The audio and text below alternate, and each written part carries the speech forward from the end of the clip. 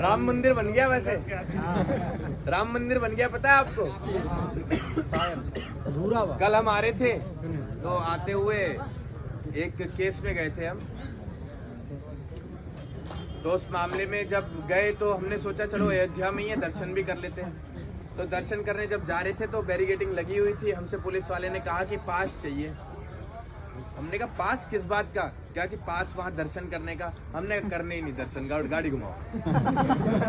करने ही नहीं दर्शन, क्योंकि हमारे लिए दर्शन जो करना था वो हमने कर लिया उससे पहले। उसी जिले में एक रोती हुई महिला के आंसू पोंछे थाने में गए, उसकी आवाज रखी वहां और उसे एक कहकर और भरोसा दिलाकर आए कि अब अगर प्रशासन आपकी बात ना सुने तो हम तक आप सूचना पहुंचा देना, हम आपके साथ खड़े हैं। तो हमारे दर्शन हो गए।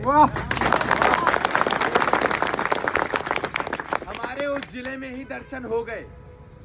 अपने समाज की रोती हुई महिला के आंसू पोंछकर हमारे दर्शन हो गए। लेकिन एक गाना आया था, जो राम को लाए हैं हम उनको लाएंगे। कैसे कैसे लोग हैं यार, भगवान को ला रहे हैं, ठेकेदार हो चुके हैं भगवान के भी। इनके पास पेटेंट आ चुका है राम नाम का, जहां जय श्री राम वहां भाजपा।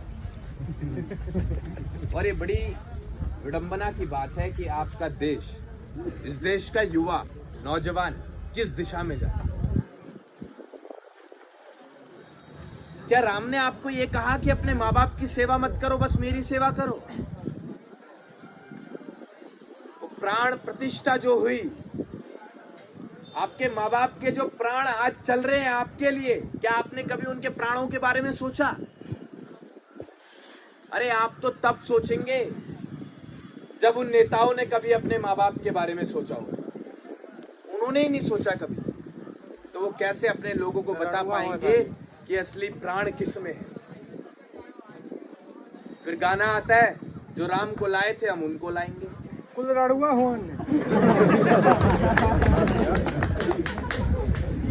जो राम को लाए थे हम उनको लाएंगे। तो हमने भी इसका एंटीडोट निकाला। अच्छा, कोई भी बीमारी अगर आती है तो उसकी दवा भी आती है साथ। अगर दवा नहीं आती तो बीमारी बहुत ज्यादा बढ़ जाती है, वायरस बन जाती भैया, वायरस बन जाती। तो उस वायरस को रोकने के लिए जरूरी है कि आप कोई दवा जल्दी से मार्केट में लॉन्च कर दें, नहीं तो फिर वो वायरस कहीं ना कहीं आपको खत्म कर देगा, दीमक की तरह खा जाएगा। तो जब 11 कलाओं के अवतार भगवान श्री राम की बीमारी ये राजनीतिक दल लेकर आए, तो हमने 16 कलाओं के अवतार दादा श्री कृष्ण को उनके सामने दवाई के रूप में जिंदाबाद जिंदाबाद, भैया जिंदाबाद जिंदाबाद जिंदाबाद। अच्छा, हमारे कृष्ण तो इतने अनोखे हैं कि एक हाथ में मुरली, एक में चक्र। आप सोच के देखो क्या अद्भुत लीला है। तुम राम को लाए थे, हम कृष्ण को लाएंगे। तुमने भगवा लहराया था, हम पीतांबर और इस बार अपने युवा साथियों संग मिल फिर से नारायणी सेना बनवाई। और इस कलयुग में उस नारायणी सेना का नाम होगा अहीर रेजिमेंट। तो अहीर रेजिमेंट न सिर्फ अपने समाज के लिए बल्कि पूरे देश के लिए लड़ने का काम करेगी सरहद पर जाकर।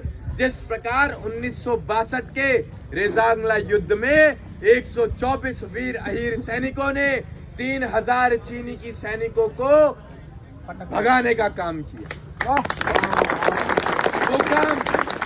वो काम फिर से अगर कोई कर सकता है तो वो यही समाज कर सकता है, क्योंकि यही ऐसा समाज है जो छाती पर गोली खाने का दम रखता है, पीठ दिखाकर।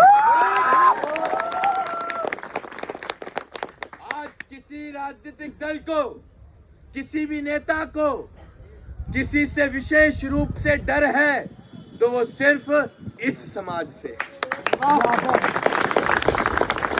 और ये डर इतना है कि मध्य प्रदेश में हमारा मुख्यमंत्री बना दिया। मुख्यमंत्री अब अपने भी हैं, ठीक है। और हम तो फिर भी ये कहना चाहेंगे, भाजपा में आप चाहे प्रधानमंत्री बन जाओ, लेकिन अपने तो अपने होते हैं। अपनी पार्टी बनाना, चलाना और उसमें से संघर्ष करने वाले लोगों को निकालना और उसे खड़ा करना बहुत बड़ी बात। बनी बनाई चीजों पर सजी सजाई थाली अगर आपको दे दी तो खाने में बड़ा मजा आएगा, लेकिन वो थाली पकी कैसे है, वो जिसे पता है वो असली कलाकार। और हम अपनी ये ऊर्जा असली कलाकार को देना चाहेंगे, ऐसी सजी सजाई थाली दे खाने वालों को नहीं देना, क्योंकि उन्हें नहीं पता कि संघर्ष कैसे होता है, मेहनत कैसे होती है। और जब किसी को संघर्ष की, मेहनत की कहानी ना पता हो, उस सफर का अंदाजा ही ना हो, तो क्या फायदा ऐसे लोगों के लिए ताकत देने का? कोई फायदा है? तो अपनी ताकत को अभी बचा कर रखो और इस ताकत को संगठन में डालो। ये संगठन आपके लिए लड़ेगा और आने वाले समय में वादा करके जा रहा हूँ, ये भी मेरी बात लिख लेना कि गगन यादव आपके अंबेडकर नगर में आके बोल कर गया था कि इस समाज से अपना प्रधानमंत्री तैयार करेगा। कहा है तो कहा है, वो करके दिखाएंगे। आज एक ही रेजिमेंट के लिए आप लड़ रहे हो, हम ऐसी तमाम सेनाएं बना देंगे जिस वक्त हमारी कलम में ताकत होगी। इसलिए आज जरूरी है। और हम पहले नेताओं के पास जाते थे, ये आप हमारी ये मांग को स्वीकारें, इसे सदन में उठाने का काम करें। फिर हमने सोचा यार बड़े मतलबी नेता हैं, हमसे मेहनत करवा लेते हैं, भीड़ इकट्ठी करवा लेते हैं। भाजपा के लोग होंगे इधर देखो,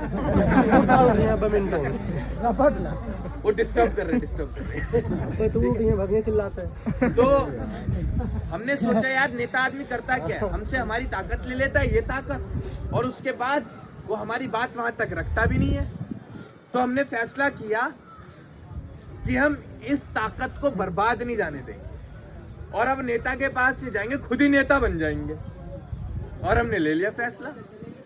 अब आज नहीं तो कल आपको सदन में हम बैठे हुए जरूर दिखेंगे, और जब हम बैठेंगे तो सदन की दीवारें गूंजेंगी उन नारों से जो कभी इस समाज ने अपना शौर्य और बलिदान दिया था इस देश की रक्षा के लिए। अब युद्ध नहीं, अब रण होगा।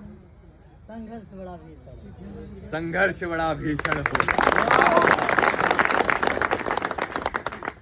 साथी हाथ बढ़ाना, एक अकेला थक जाएगा, मिलकर बोझ उठाना। इसी के साथ जय श्री कृष्ण।